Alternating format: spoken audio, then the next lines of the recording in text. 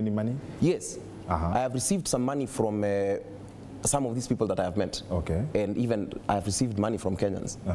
There are people who keep on telling me I'm doing such a great job, and there's people who've decided to fuel my car. Occasionally someone gives you a 10 ngwizi, 20 ngwizi. That's totally fine. Yes. That I have received. Yes. But so when you look at the future, what do you have to tell those who are saying, and they are really saying that you're a sellout, and that's the tag that is hanging on your head right now? For me, I was called a clout chaser. I was called a government project. Do you think I care for the labels that they give me? The label does not matter. If I organize to take political power, I'll take political power. And I do not, a revolution is not a popularity contest. I'm not here to be liked. I'm not here to be a celebrity. Okay. I'm here to try and change what leadership looks like. And this is the thing which, now recently, these people have been trying to blow up my phone, but they have the wrong number, and I'm really sorry. Because even sometimes I feel so sad that it does not get to me that you kusalimiwa and whatnot.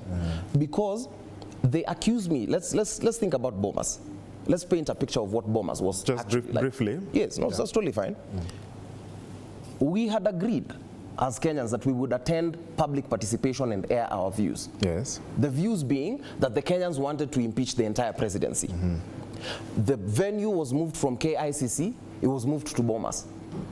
I went to Bomas, and I get into Bomas and I encounter a lot of pushback. I'm wondering what kind of crowd is this. I meet the police, and people expect me to be militant the entire time. I was just trying to gain access into a building, and I asked them kindly, could you kindly show me where I can enter? And I spoke to them at kidogo at length, and they told me, based on how you've spoken, please enter through this other side. I was guided to that other side, and at some point I get into the hall, and if you were at Bomas, which a lot of these Kenyans were not, you understand that that climate was really, you could not be using your phone.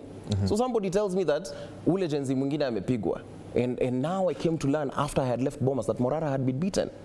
I got onto, I listened to the ground and asked, what's happening here? Okay. A lady pointed out and says that, oh, na ule jenzi mwingine, he has come to, sikuwa amekuja kuharibu, tutadeal na yeye vile deal na ule mwingine. So I ran into a VIP thing, and then I speak with one of the MPs who were there, and they were like, oh yeah. I told them I'm afraid. They kept my phones with their security person, and they invited me to the dais. So I keep on asking Kenyans, this thing that they're accusing me of, where they said I walked into Bomas in a GK vehicle. I wore a very conspicuous tuxedo. I'm a very hard man to miss. I can be many things, but I am very elaborate in my dressing. How then are there no videos of me entering Bomas? There are videos of me leaving Bomas, and I was escorted by the young men who thought that I was coming to advance a different agenda. And this is what I'm saying. This whole intolerance that we want to advance as Kenyans, I said I will not be party to. I've actually said this on record, that I will pursue the most peaceful method, the most self-sustaining method, and this includes dialogue. And this might sound very controversial. I intend to use diplomatic methods. So in pursuing police reforms, I will use dialogue. Until a point where dialogue fails, that is when I will go to the streets. 5 seconds. So to the political class, I will use dialogue. To the point where it does not work, I will go to the streets. To the Kenyans, I will use dialogue. Then we see how to advance this. So this question, I think if you are listening to me in this interview, and I feel... I have been listening. Yes, because we are pressed for time, the answer should have come out. Yes, the answer should have come out, because now I would ask you, what is the classification of a sellout? You cannot call me a sellout if you never owned me in the first place, and that's why I've said I will only go where I'm respected and needed, not tolerated. So this whole sham that we are propagating on social media, where now people want to play tribal cards, people want to do all these kinds of things. If you want a leader who can be accountable to you, you have to invest and own that leader. You said that I was not your leader. You cannot call me a sellout for pursuing things, because I have a people that I had abstained from meeting.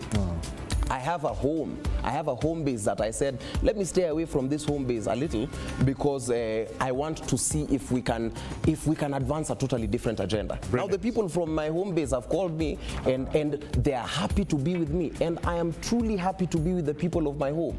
I am truly happy to work with all the youths. I'm truly happy to unite the youth under a particular banner. But what I will not do is keep on risking my life for ungrateful Kenyans.